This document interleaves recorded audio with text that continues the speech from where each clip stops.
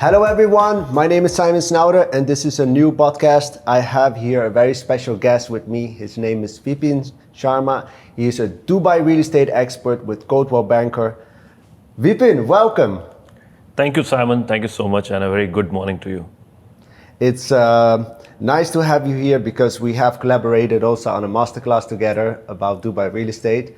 And now we can talk a little bit more about your life, about what you do, how did you develop. So can you tell us a little bit more about your life story? Yeah, definitely. I can talk about my life story.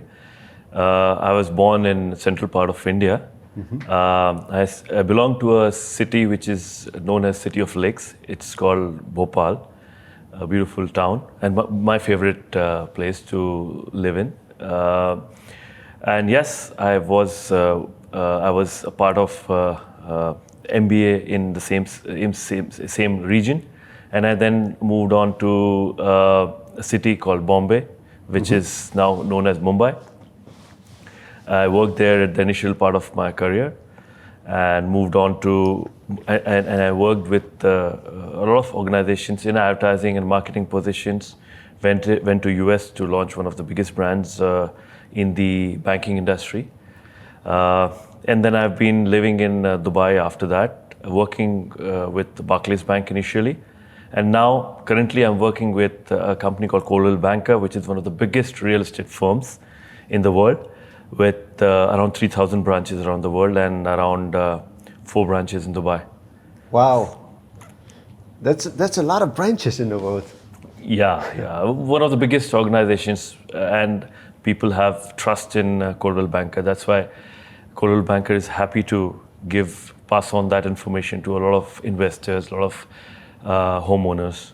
So that's why people love it, and we go and open branches based on that. That's good. And you ended up from the banking industry rolling into the Dubai real estate market. What do you take as the similarities there, and at the same time also the main differences? So similarity is about managing expectations in terms of their financial portfolios. If they are investing in some banking products, how to make sure the banking products are correct, how to make sure they are making the most out of that, how can they get the finances at the right time and use that into their own businesses, on their personal lives. Same as with real estate. You know what time to enter the market, what time to exit the market. You know how to get the best return on investment from a real estate perspective, and also how do you keep growing your portfolio. Okay, and sometimes you have to wait for many years, so you have to have that patience and go out of that particular investment after a few years of waiting patiently at the right time. So these are the two similarities in the banking. These are the few similarities in the banking and the real estate industry. I would say it's different is because real estate is much more dynamic. You have to be on the ground all the time. In one city itself, there'll be a lot of changes happening. So for example, some projects are in a certain location, some projects in a different location. Banking is the same all across, but in real estate, it is completely different. One location works very well, the other location doesn't work that well. And what kind of developer you are investing in, that is also very important while you're investing your funds in. But when you have a particular brand of bank or in the banking industry, you know this particular brand, and it will give you all kind of returns. In this place, you have to keep juggling based on time, based on what time you're entering in, what location you're into, what is the price point, and what is the market saying in terms of the dynamics world over. So that's how you based your investments in real estate. So I think this is a fundamental difference between these two. Yeah, remember we were talking during COVID, just when the lockdown was finishing, the first one. I mean, in Dubai we only had one, but other people had multiple ones. But let's just say the first one that was globally there. And I think we were talking about the greens because somebody I know wanted to buy potentially in the greens. and you told me a story that a lot of people clients of you and others, wanted to sell. They said, I had enough of this, this is not working out, let's just dump it on the market, whatever I can get, I get. And then you told me that you got back to them saying, don't have this state of mind. Because of this state of mind, it's not the right time for you to sell, just wait. Do you remember that conversation? Yes, and also how that worked out in hindsight for those people? Correct. Yeah. So few of the investors in the Greens and other parts of Dubai, they were in that situation, and because I had been talking about in the social media that it is all about your mindset. If you have success mindset, it's going to happen if you have the patience to wait for the right time. But because a lot of investors had taken multiple properties and they had mortgages, they were under pressure, and they thought that because COVID is so intense, it's gonna go down, the market's gonna go down further, and they will lose everything in terms of real estate. And I explained them that these are all cycles. Every 10 years, the market changes. If you go back 30 years, 1999, 2000, the market was down. It was up in 2008. It went down again in 2009. It came back up by 2015 and started going down. Again, it went back to, say, very low levels in 2019 because COVID was there. If you see, every time it goes up and goes down. So I was confident that it's going to go up. The only thing is that particular time you have to believe in your investment and think, have a vision about what is going to happen 10 years down the line. What will happen if somebody is 40 years that time? What is going to happen when he's 50? What will happen, what his kids would be doing when he's 50? Where would you be working? What would you be doing? So think about, if you have a dream, you have a vision that you already achieved it, that you're on your way to achieve. And say in 2031 or in 2030, you are living in that particular house where you wanted to live. You're working with that particular organization where you wanted to work in, and you have everything. So if you start thinking and talking in those terms, you have a very clear idea as to you don't have to panic right now, because things come and they go. So that's what I advise them, to stay calm, stay focused, and then you should be able to sell. And in fact, you will benefit out of these when the market changes, because everybody is thinking the same manner, and there'll be a lot of people who'd like to sell their properties right now. This is the time for buying and not selling. That's what I advise them. So if you have some extra savings, buy more, because 3 years, 4 years down the line, you're gonna come and thank me for that. Yeah, and it did happen, right? It went so fast. So at that time, 2020, the market was already recovering, I believe, around December. Right. I heard a lot of people getting into the market, and in 2021, obviously, the market was on fire. And since then, it's been very upwards, and a lot of movement happening. Correct. But about this mindset, how important is it for people to talk with somebody that gives them proper advice? Not just advice which is in their own interest, because we are all human beings, we all have a family, we all have our own wallets and our own interest, but also to look at the other person that you are dealing with, and to also think about their interest and to make sure that you align that. So I would say people should have certain mantras or certain pointers which they define as that brings them to the best version of themselves. So if you identify those few pointers, what you have to do is you have to remind that every morning to yourself. Yeah. If you do that, you will always think long term, you will always have vision, and you'll always see, it's like a vision board in front of you. And then if you look at those, you'll say, this is what I have to achieve in the next 5 years, 10 years, or maybe in 1 year's time. And you'll always keep thinking about those things. So whenever these kind of situation comes in, back of your mind, there is a great mindset of success which is already set, and it'll guide you to move in the right direction all the time. So I guess those mantras should be, you read some books about it, go through some video channels, some YouTube videos, understand what can be your best set of mantras, keep them ready. Maybe you print it out and put it at the place, or post it and put it in a place where you see it every day, every morning. And before you go to sleep, you look at those mantras and you see how much control you had on your plans and how much, say, a level of improvement you had during the day based on that.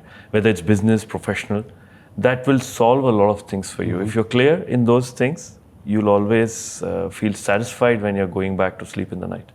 So what are your mantras?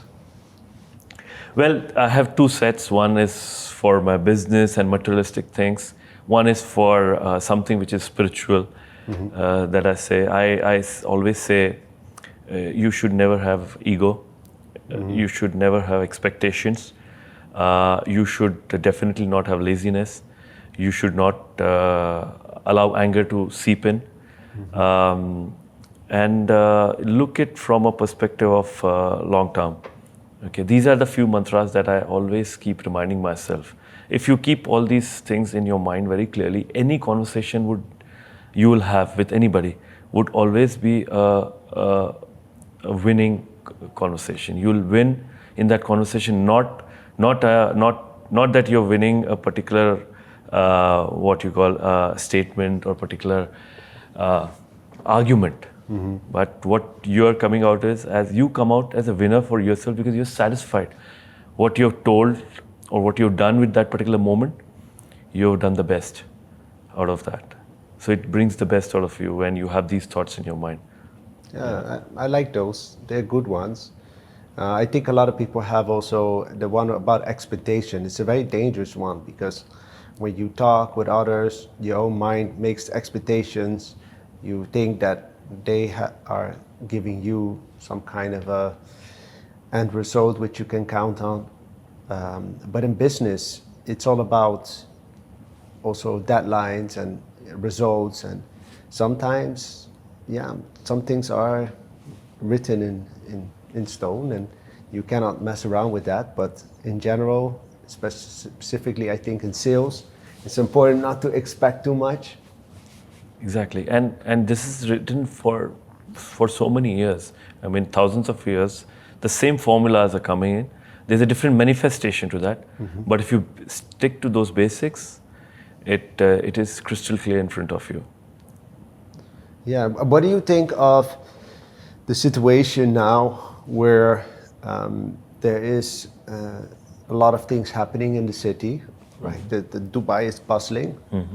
You've been in the city for some time. You were in this city also from when you had a different industry, when you were in a different industry. What do you think is happening right now, and where we can reflect back on 10 or 15 years and say, hey, we were there when that happened? Yeah, interesting question. So when I moved to Dubai in 2008, and the city was still under construction. I would say now Dubai is complete, and there are new locations that are coming in. They are adding on to the importance of having a great location in a great city. But before that, when I came in, I think it was still under construction. So Marina was getting built, JLT was getting built, downtown and Business Bay were getting built. So it was halfway, and I had come in from India, but I was in US for the earlier brand I was working with, the earlier company I was working with.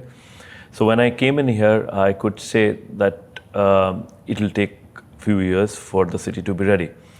And when I came on 16th August 2008, and I was working with Barclays Bank, and on 12th September 2008, the Lehman Brothers collapsed.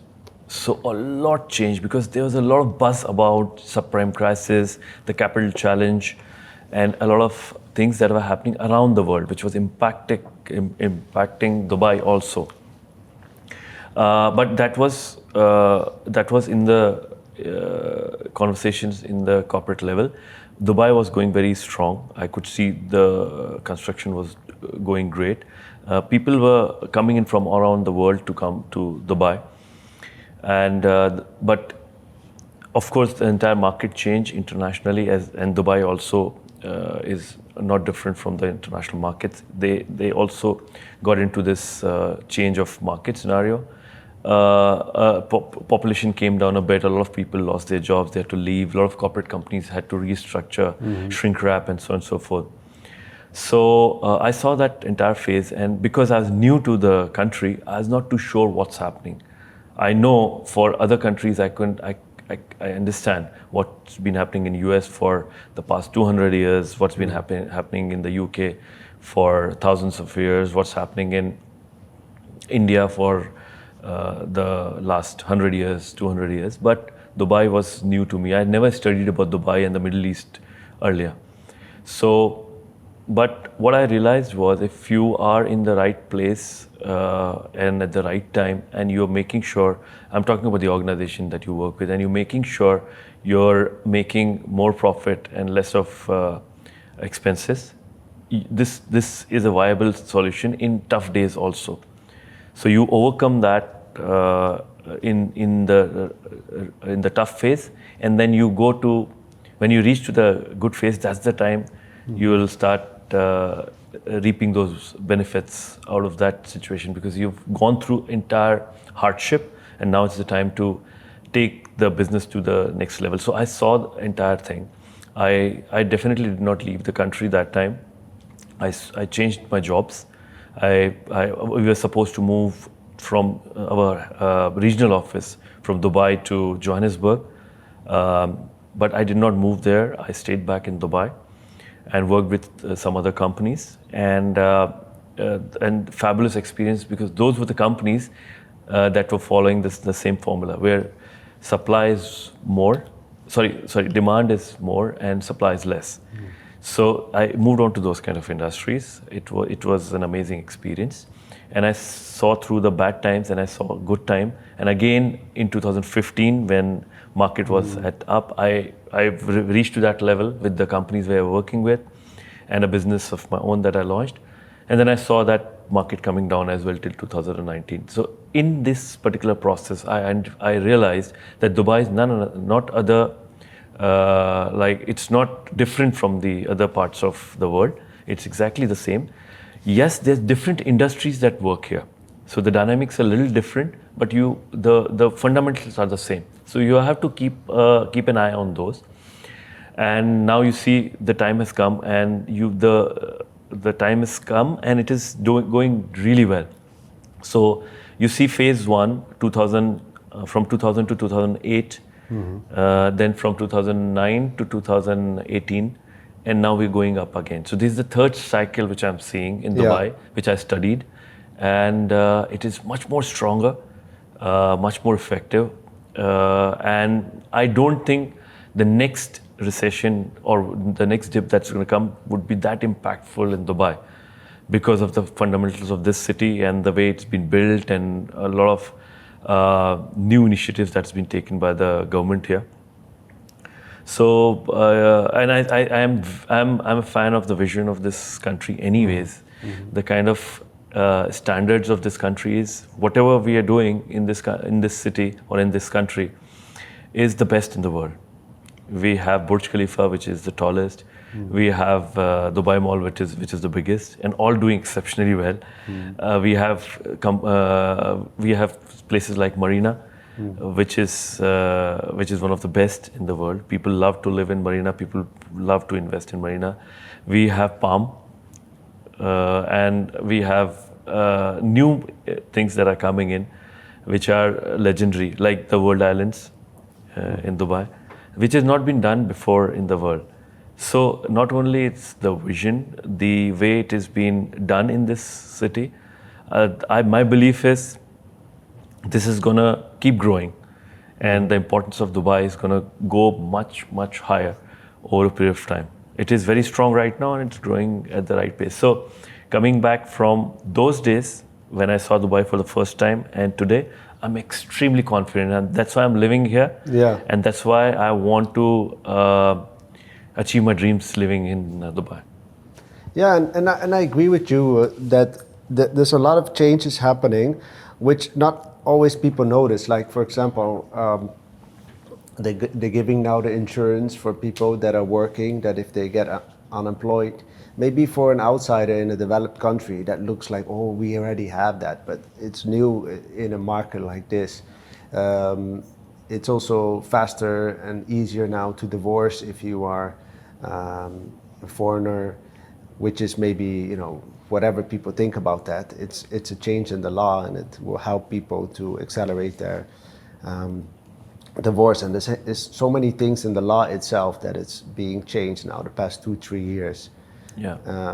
I think all of that is done with the idea to create a more mature city and country for everybody.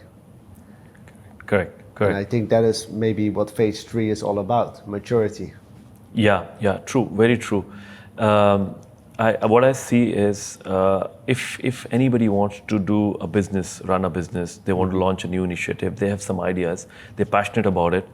In Dubai is the most supportive city I've seen. If you go to investors, they're very supportive. If you go to in general, go and talk about your plans, they're very supportive and positive about it. You go to the government, they're very, very happy to support you if you've got the right concept in place. So I've never seen people discouraging you if you have a great idea in Dubai.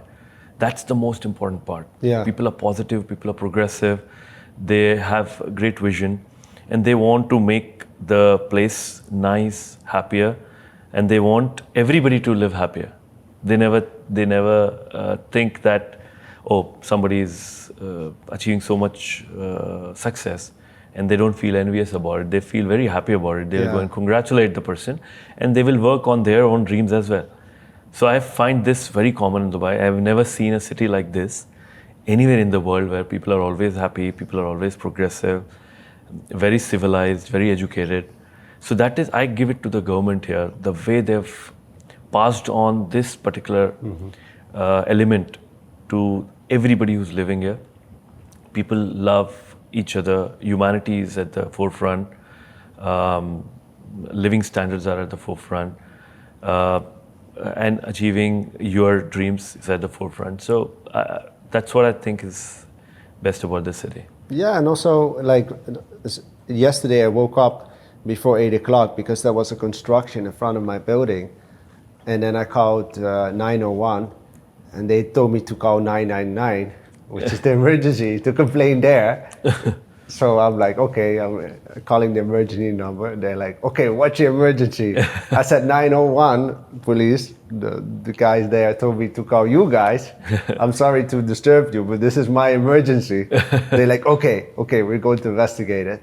And you know, it's difficult to share that with other people, that you can call the police as an emergency, because there is something going on, which is not really an emergency, but that's their process. They want you to contact them in that way, and I know they will do something about it. Yeah, definitely. So yeah, to get more deeper into also you as a personality, who do you look up to, and what do you inspire about that person? So actually, I look up to a lot of people, a lot of visionaries like Warren Buffett, Mahatma Gandhi, Steve Jobs. But I would like to pick up a person who's much younger to me, but he's been exceptional. He's loved by millions of people. His name is Mahendra Singh Dhoni.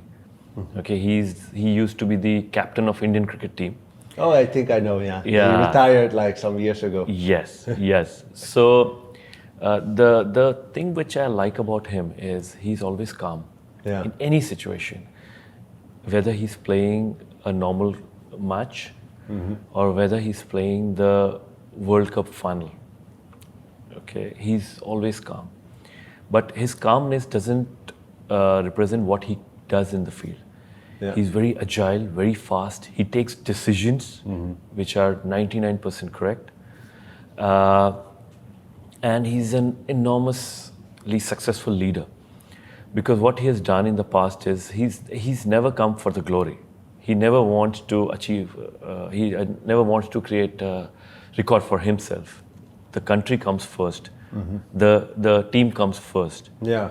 And if there is some scope, he'll come and talk about something. Otherwise, he gives credit to his teammates all the time. If there is an award ceremony and they've won some championship, he's not even there to hold the cup. He's just somewhere in the corner and he'll let the team, the youngsters, to get that. And he's spotted a lot of youngsters whom he encouraged to go ahead. So he doesn't shy away from taking decisions, because it is giving good,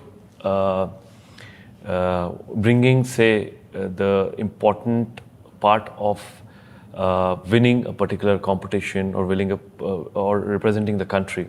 So he'll take decisions based on that. At the same time, he'll have a very good relationship with people whom he's not taking or selecting in the team. But he has a reason. Why? Because the country comes first, the team comes first. And that's why he selects those things, takes those decisions, and he moves on with them. So he's done exceptionally well, and I admire him for what he has done for the country, what he has done on a personal level, and where he's come from. He struggled in his life to come from a very humble beginnings, and managed to do multiple things to keep playing, and then managed to come out of a small town to play for the country. So it's a long journey that he took.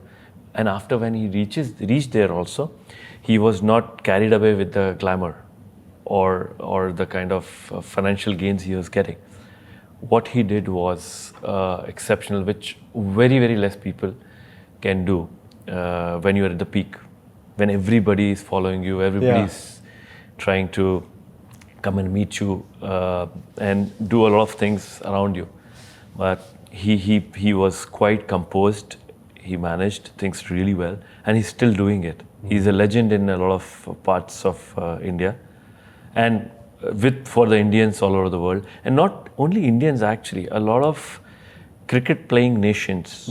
Okay, whether it's you go to UK, England, or where you go to, say, countries like Zimbabwe, you will find everywhere, or West Indies, you'll find people following him for what he's done. Yeah. That's very nice, and also the whole explanation behind it makes me, very curious about the person, because that's a beautiful way to describe, what you admire about him.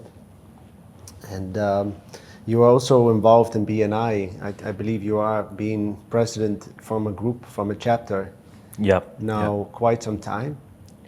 So I have been in BNI for the last 8 years, and I have been president twice in this duration.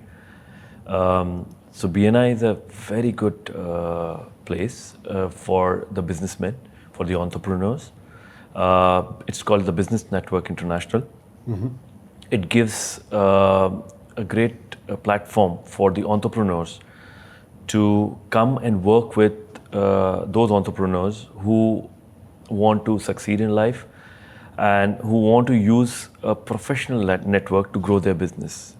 So when you are in BNI, you are working with professionals which are already there in the market, connected to a lot of businessmen around.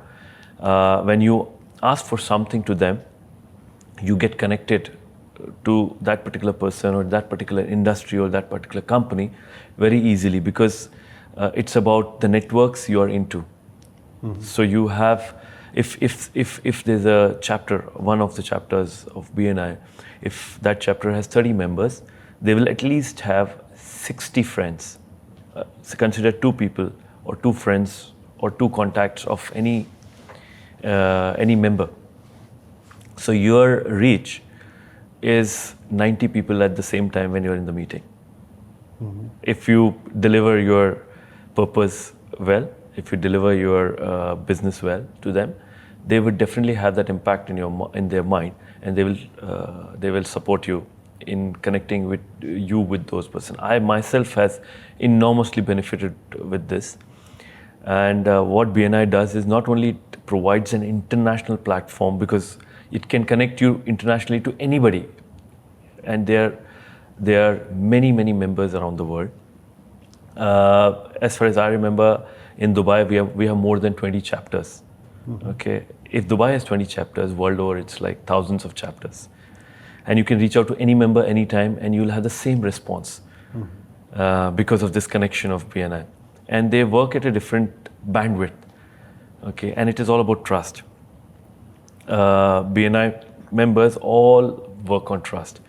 If people would work with you, if they have trust in you, or they like you, if they have trust in you, and they have trust if you have great fundamentals in your business. You should have good business. You should have ethical practices. You should be able to deliver at the right time, at the right price, with the right set of product. So that's how it works with BNI. So kudos to Dr. Ivan Meisner, kudos to Mr. Vijay Shah, who runs the regional initiative here. So he manages this area and UAE, and he manages Qatar. So exceptional work by them. Dubai is quite similar to what BNI does. It is about networking, working with the right people. So it's a very popular saying, and you would definitely know this. Your network is your net worth.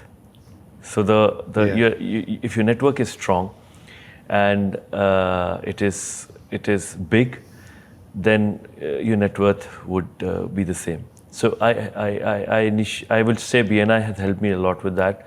BNI is also, it's not like a family, it is a family to me. Because what happens is you have, on a professional level and personal level, you always have ups and downs.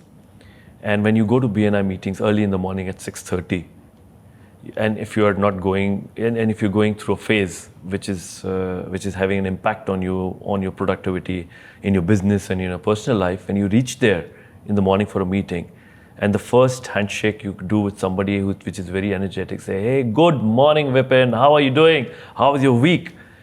It changes everything. Yeah. Because you see all these happy people talking about taking the business to the next level, and you realize, oh, I belong to this breed.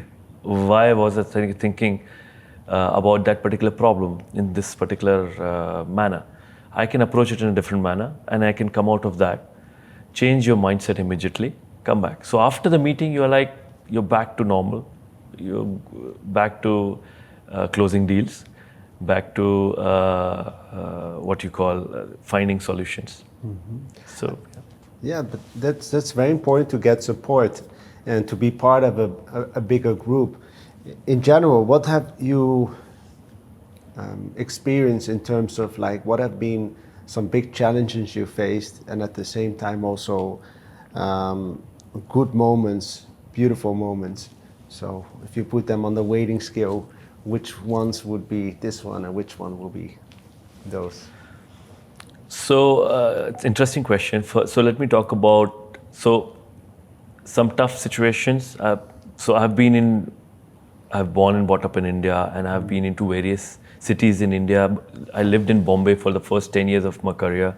So there are many challenges that I faced, but I would like to only talk about two key challenges that I had in my life. One was when the transition had to happen when I was already in Dubai, and the transition had to happen from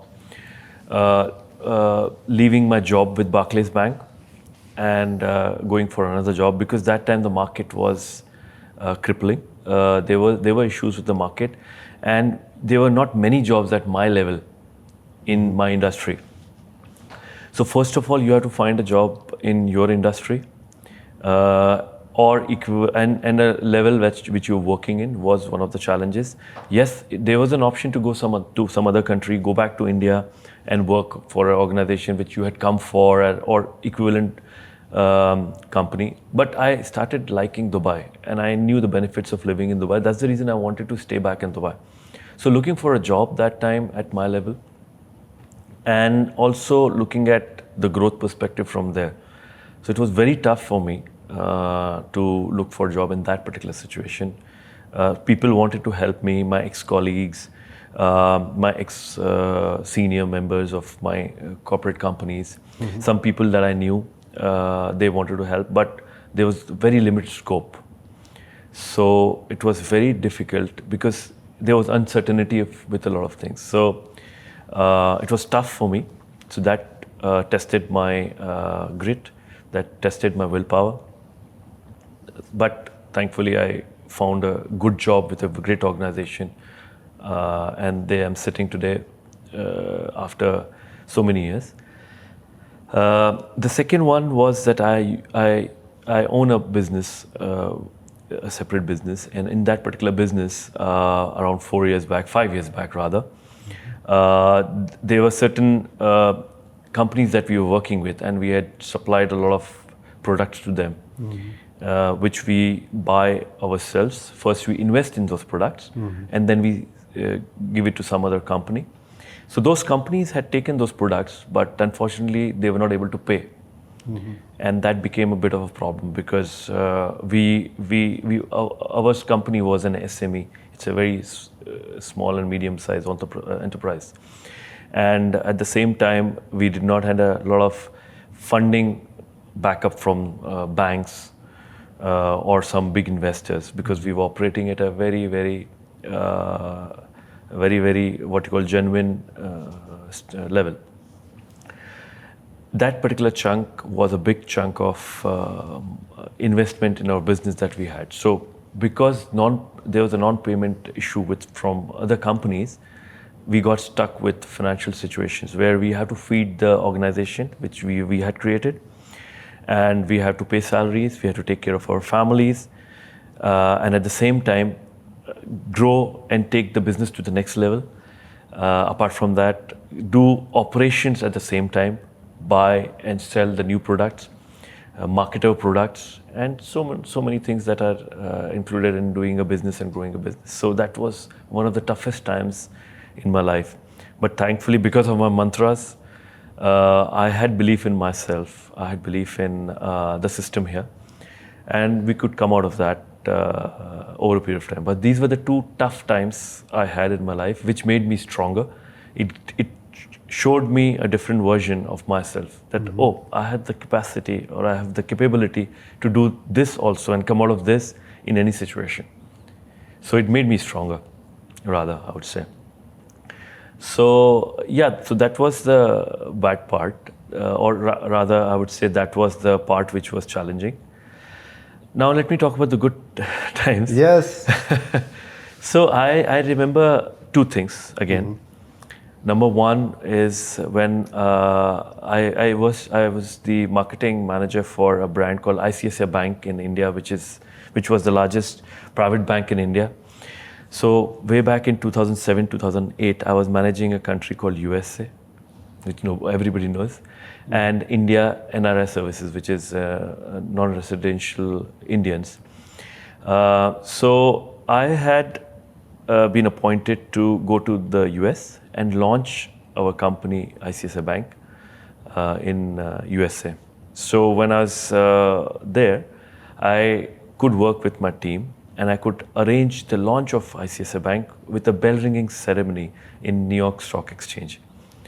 And it was very thrilling when you are on the floor and you see that the CEO, managing director of your company is on the podium with the bell ringing, and you are with the journalists who are from all the big media houses, plus you have the trading floor where people are trading live.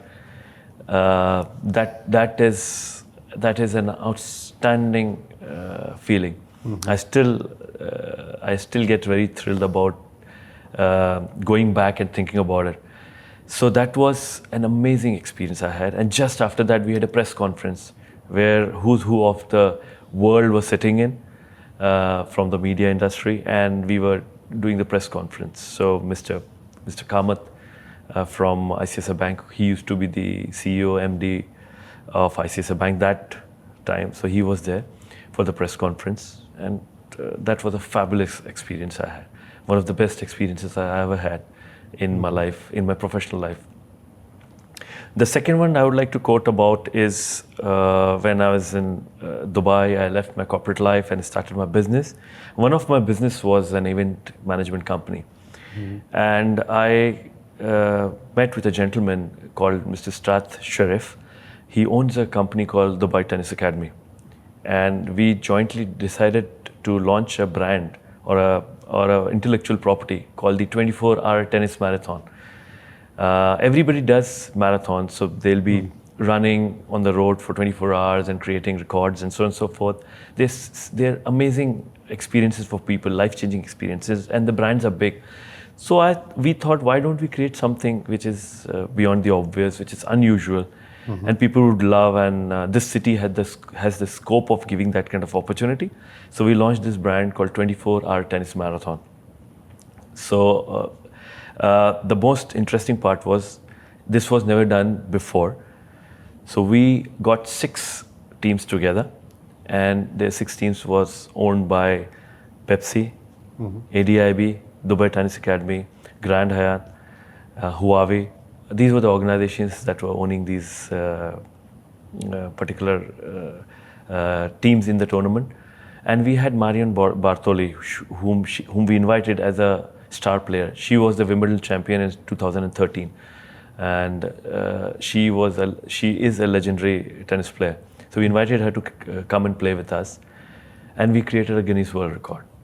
Really? Yes. I myself has a personal Guinness World Record because I played into the tournament myself. So your name is there? My name is there as well. So I proudly say that I'm a Guinness World Record holder.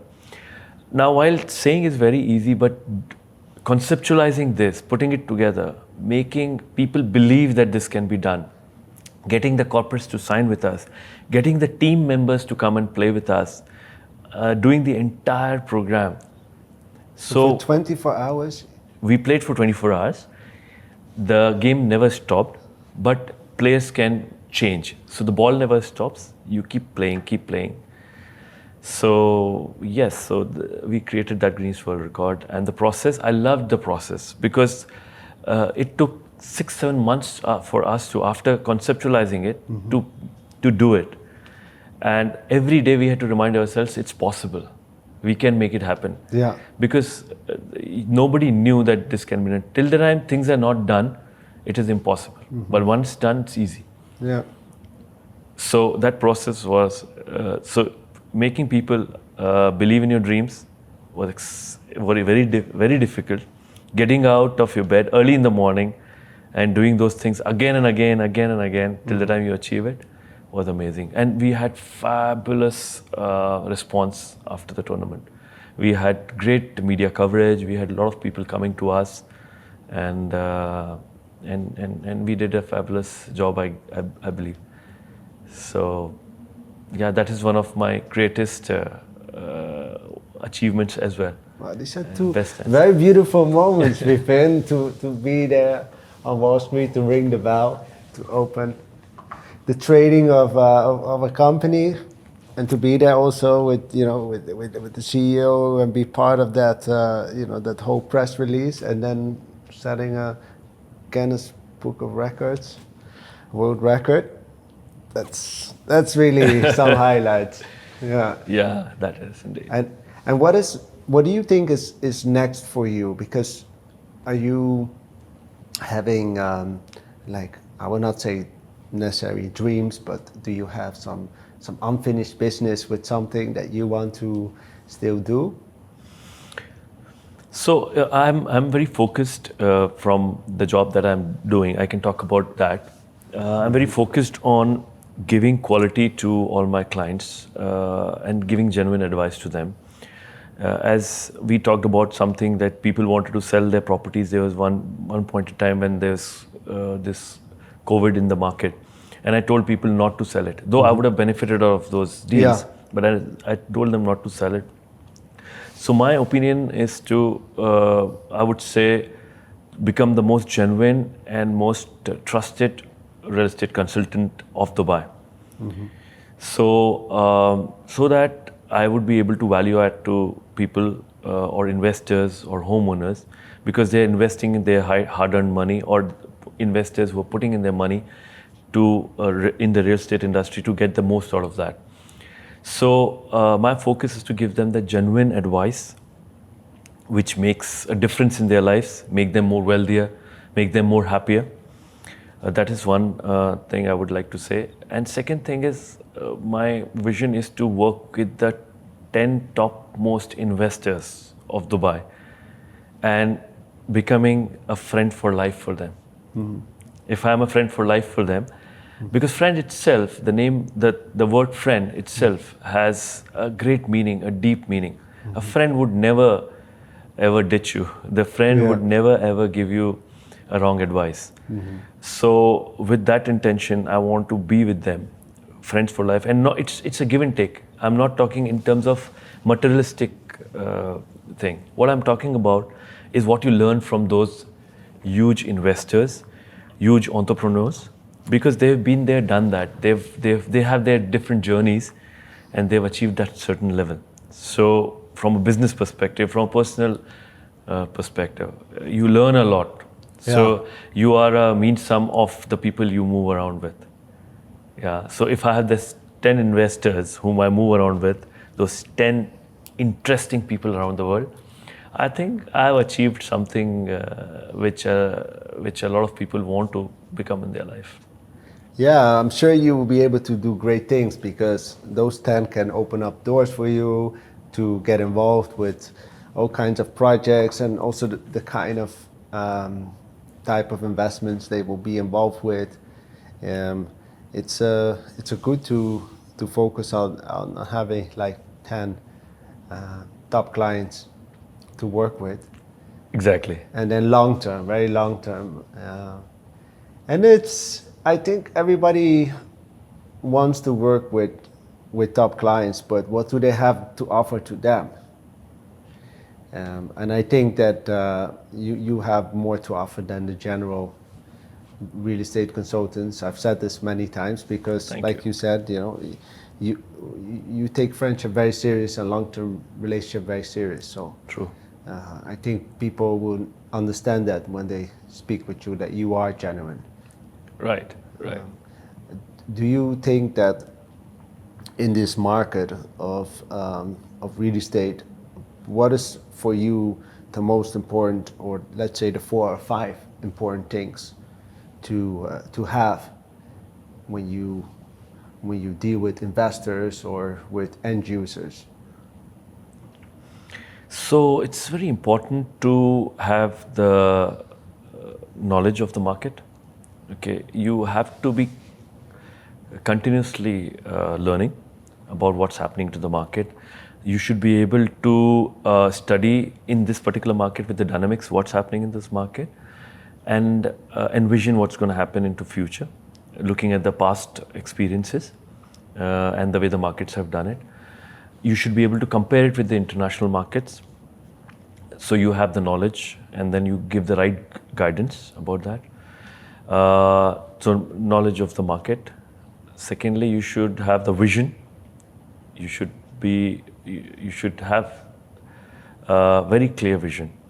What the market, what you should be doing, what the person might be thinking or the investor might be thinking, and then how do you align his vision or your vision to his vision, and make sure that the right thing has been done for that particular investor or the homeowner.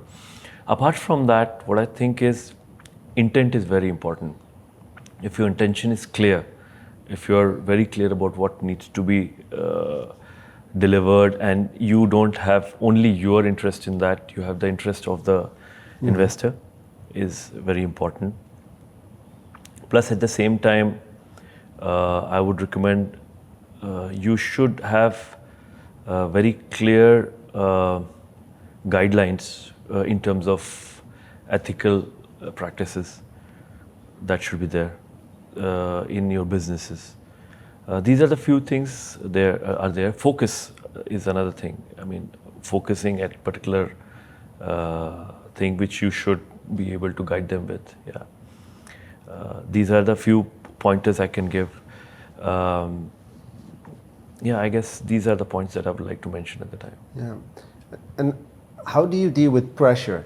Because if you for people that are maybe not familiar, but in real estate, there's certain parts in the process where there's a lot of pressure on the person that is involved in the deal. How do you deal with that? How do you manage your own feelings, your maybe sometimes even the anxiety, because the deal can sometimes close or not close. Sometimes you come so close to it. So I guess it goes down to your thought process. The most important thing is you have to have quality thoughts.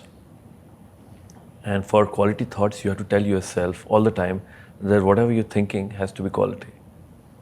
Don't agree with something which is mediocre. So if you have quality thoughts, things are much better for you. And for that, you have to meditate. Mm-hmm. You have to remind yourself every day that if you meditate, you will be able to think through what is going to come to you or what is going to happen in the world. And you're prepared for that in advance.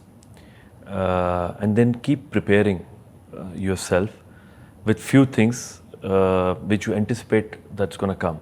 So if you want to become a champion in golf, or if you want to become a champion in any sport, what you do is you prepare. You keep practicing for that particular championship. And at the time when the time comes, you start delivering. So it all depends on your preparation and clarity of your thoughts. So one more point that I would like to mention is go back to a structure which you think works the most for you and which has been tried and tested for many years in all parts of the world by different leaders, by different people who have succeeded in life. And if you, with that combination, if you come with your own set of things, that will lead you to be prepared for future. So have focus in life. I think these are the points I would like to mention. Yeah. Yeah. And sometimes it's also good to acknowledge that there is pressure, right? That there is, sometimes it comes with the job, and it will not go away. It's just maybe take a deep breath and go back to your points that you mentioned that make you manage it better. So as a final question for you, Vipin, before we end this podcast, is there anything that I have not shared or asked you and you have not shared? Any advice, any information, any detail that you would like to share with us? I would actually pick on to the last point that we were saying. I think I've missed out on a few points. Mm-hmm. Stay away at least for 2-3 hours from the social media every day. Just keep your mobile Not when you're sleeping, right? Of course, apart from that.